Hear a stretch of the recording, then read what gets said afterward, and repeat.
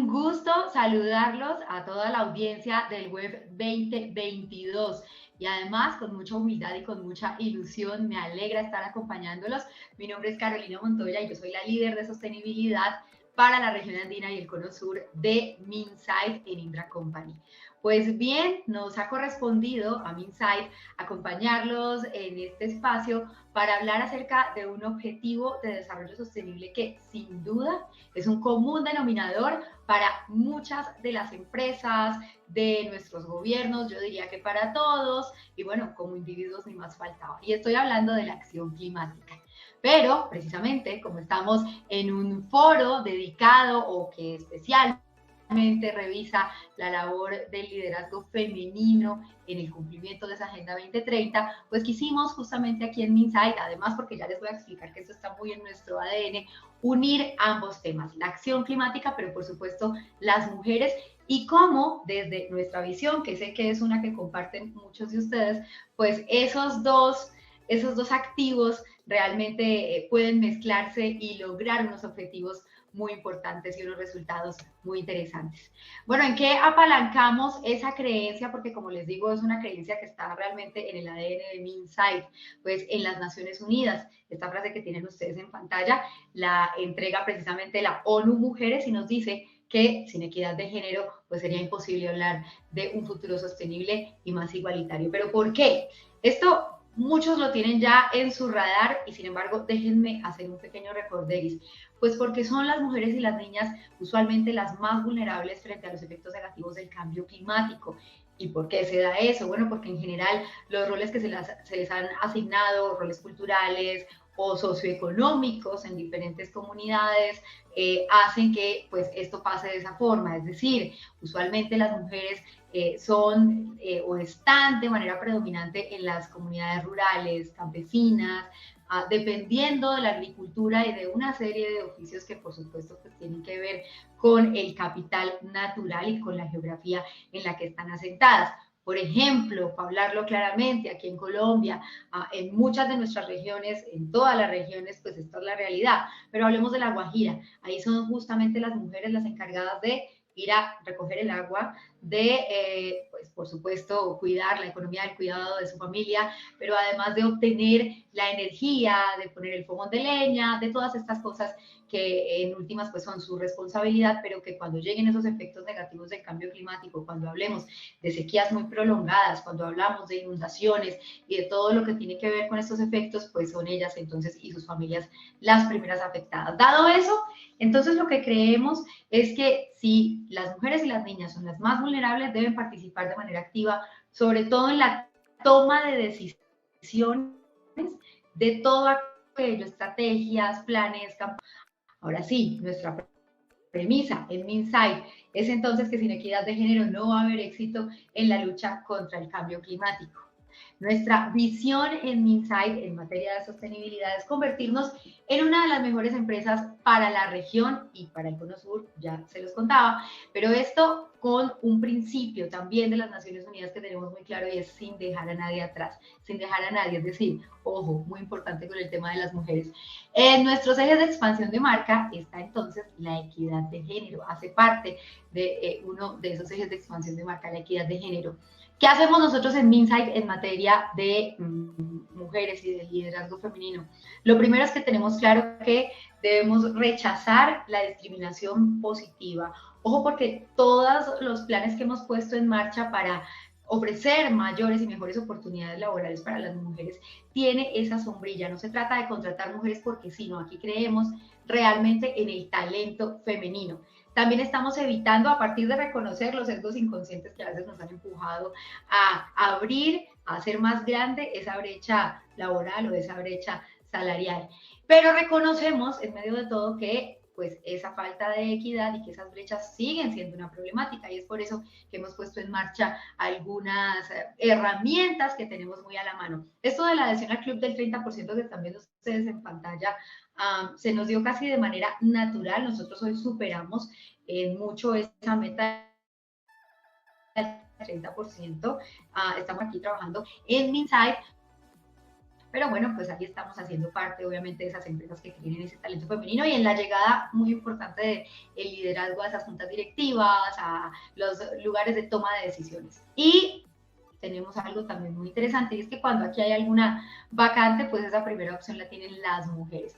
¿Por qué lo hacemos así? ¿Y por qué hablamos de acción climática de la mano de esas decisiones que les explico que son de equidad de género? Porque también las Naciones Unidas nos han contado en diferentes artículos científicos que es cierto que cuando hay mujeres sentadas en las juntas directivas tomando decisiones y en estos puestos de responsabilidad, esto se refleja en una mayor transparencia a la hora de hacer reportes sobre cómo se lleva la estrategia de sostenibilidad y de reducción de emisiones, de descarbonización, ojo, hay mayor transparencia entonces. Pero también se maneja esto de manera muy positiva con la divulgación de toda la información sobre lo que tiene que ver con sostenibilidad en las empresas. Y hay otros aspectos que igual nos llaman mucho la atención, aunque no sea directamente acá el espacio en el que se apliquen, y es como cuando hay mujeres, por ejemplo, en los órganos parlamentarios, como en nuestro caso pues es un congreso, hay más y mejores leyes que adopten políticas de cambio climático, también la participación de las mujeres en los niveles regionales pues hace que haya una mejor gestión de los recursos financieros, humanos, técnicos, en fin, una mayor gobernanza en los territorios. ¿Cómo se vive eso aquí en Minsait? La acción climática en Minsait está de la mano de dos grandes vertientes. La primera, nuestra oferta de valor al mercado.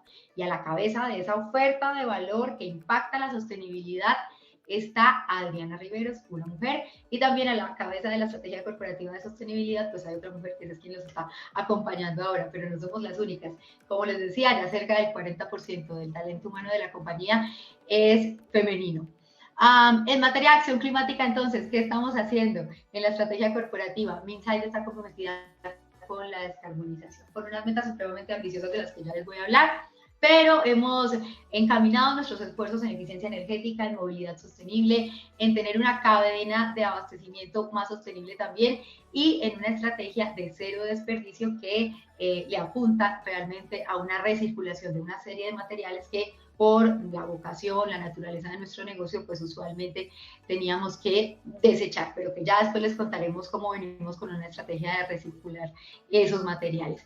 Y en cuanto a las propuestas de valor que se le entregan al mercado, aquí como les decía, es Adriana Riveros la líder de todas esas propuestas, pero ella lo que quiere impactar es todos estos retos que tienen ustedes ahí en la pantalla, la transición energética, los impactos medioambientales, cómo medirlos, cómo monitorizarlos, la huella hídrica, cómo administrarla, cómo gestionarla, la economía circular, la sostenibilidad corporativa, porque hay unas plataformas interesantes para eso, pero este no es el espacio para discutirlas, y cómo hacer territorios más sostenibles. Ahora sí, esa meta muy ambiciosa de la que les estaba hablando, nosotros en Minsait queremos ser una empresa para el 2050 carbono positivo para la naturaleza. ¿Y esto qué significa? Porque sabemos que aunque muchos, y eso nos pone muy orgullosos, muchos de nuestros compañeros en este sector, pero en otros mercados muy diversos tienen una meta similar, pues vale la pena que la retomemos porque muchos de los que nos están viendo también se podrían subir en esos escalones y en esa idea de ser carbono positivos. Miren, lo primero que hay que tener en cuenta es que ya, digamos, es una idea muy aceptada mundialmente. Por cuenta de investigaciones que se han realizado en diversas universidades. En Estados Unidos hablaríamos de la Universidad de Michigan o de Columbia, pero también ahí estoy citando una universidad en Finlandia y en Europa hay una gran cantidad. Así que esta idea de que al final del día nosotros podemos llegar a obtener toda nuestra energía de fuentes renovables es una realidad, está científicamente demostrada y para allá es que tenemos que ir. Ahora, ¿eso qué nos va a ayudar a hacer? A ser carbono neutrales en nuestra operación para el año 2050. Pero entonces, como Minsait viene con unas estrategias de compensación de la huella de carbono y de la huella ecológica, lo que va a hacer ahora es tomar el enfoque de regeneración y en ese 2050 lo que esperamos estar haciendo es captura de carbono. Ya no vamos a estar compensando nuestra huella, sino que vamos a estar dando la extramilla, como dicen, y vamos a estar haciendo captura de carbono para ese momento. Oportunidades adicionales que encontramos nosotros en cuanto a la acción climática, pero que van muy de la mano de la equidad de género. Hay cosas muy interesantes. Y es que hay una oportunidad en este momento de mayor empleabilidad para las mujeres. Ya hoy podemos hablar de que el 32% de los empleados de las compañías que se dedican a las energías renovables son mujeres. Eso está muy por encima del sector que vamos a decir que está en este momento en la evolución, pasándose a esa transición energética que es el del petróleo y el gas, que apenas tiene el 22%. Otra oportunidad es la de la capacitación, porque fíjense que en sistemas, por ejemplo, off-grid, es muy necesario formar habilidades en las personas de los territorios que van a recibir ese tipo de nuevas energías y que las puedan administrar y gestionar ellos mismos. Y ahí pues hay una oportunidad para formar a las mujeres, pues dada la naturaleza justamente de ese tipo de soluciones. Que las mujeres se han empoderado y que son mucho más propositivas ahora, como la gobernanza de los territorios pues es mucho más fácil cuando ellas participan y cuando ellas pueden tomar, como dicen, la sartén por el mango.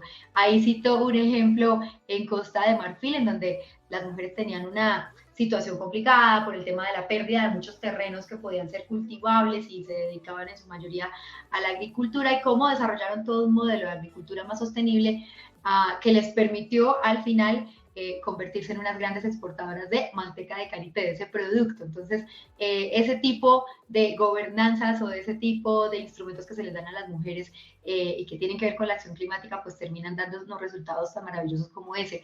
Pero además vemos una oportunidad muy interesante, sobre todo para este sector el tecnológico, y es que está aumentando la proporción de las mujeres STEAM. De eso se habla seguramente mucho en estos espacios, todas las mujeres que estudian ciencias, tecnologías, ingeniería, matemáticas. Y aquí en América Latina el caso es, insisto, muy interesante, porque ya podemos hablar de un 45% de mujeres investigadoras. Así que sin duda el porcentaje ha ido aumentando, puede seguir subiendo, y ya el reto entonces no estaría en la formación, sino que ahí ya encontraríamos una oportunidad, y el reto se va a otros escenarios, hablar de cómo entonces sí les damos más empleo y cómo les enseñamos a disminuir esa brecha salarial, casi que desde la entrevista, cómo les enseñamos a cobrar a las mujeres. Pero bueno, eso podría ser tema para otra ocasión. Por el momento quería dejarlos con esta idea. Aquí en Minsight, las mujeres estamos impulsando la acción climática, como les decía, en esas dos vertientes, desde la estrategia corporativa, pero desde nuestra oferta de valor al mercado. Y lo que tenemos que tener siempre en cuenta es que las mujeres somos impulsoras de soluciones cuando estamos empoderadas. Esto no lo dije yo, lo dice Antonio Guterres, el secretario general de las Naciones Unidas. Y bueno, pues quiero que se lleven esa idea hoy para la casa. Muchísimas gracias. Qué placer haber estado con ustedes. Esto era lo que quería compartirles por el momento.